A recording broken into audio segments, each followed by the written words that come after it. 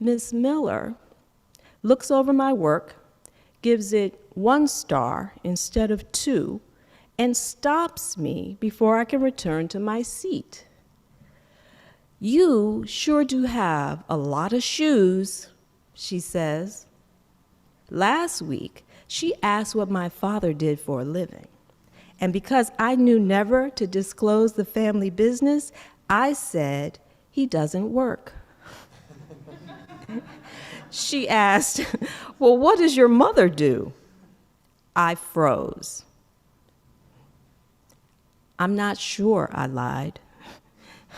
I knew my mother was in the numbers, but I also knew not to tell that to anyone.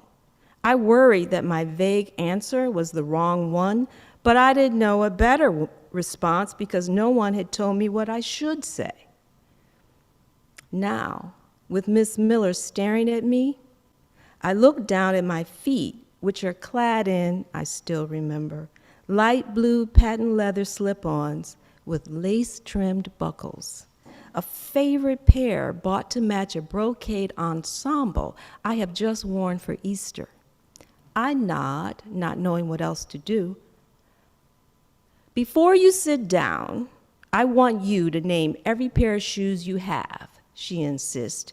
"Go ahead." There's no lightness in her voice. Anxious, I go through a mental inventory of the shoes that line the built-in rack in my bedroom closet. I manage to recall 10 pairs in various colors and styles. The black and white polka-dotted ones with the bow tie, the buckled ruby red ones, the salmon pink lace-ups. 10 pairs is an awful lot, says Miss Miller. Her blue eyes fix on me with something that I cannot name, but which I would now call disdain. And she orders me to take my seat. I can feel my classmates staring at me as I return to my table. Is it wrong to have so many pairs of shoes? Did my mother get them in a bad way?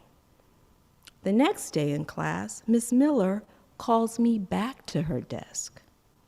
I can smell the hairspray in her teased, blonde bouffant. "You didn't mention you had white shoes," she snaps. Indeed, I'm wearing a white version of the same pair I wore the previous day. I feel as though I've been caught in a lie, and I know that I've disappointed my teacher. I worry that I'll get in trouble at school or worse at home. "I'm sorry," I whisper.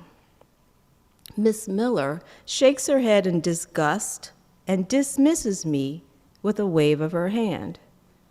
I return to my desk, trying hard not to look down at my shoes. I'm ashamed of them. That evening, I tell Mama what happened, but I wait until after she's finished taking her customers' bets and before the day's winning numbers come out. I've already learned that the best time to tell Mama difficult news, something that could get you in trouble, is during that brief, expectant pause in the day. That's when Mama's least distracted and still in a good mood. She listens, and when I confess I forgot to tell Miss Miller about the 11th pair of shoes, her dark eyes flash with anger, and I fear a spanking. "That is none of her damn business," she says. "Who does she think she is?"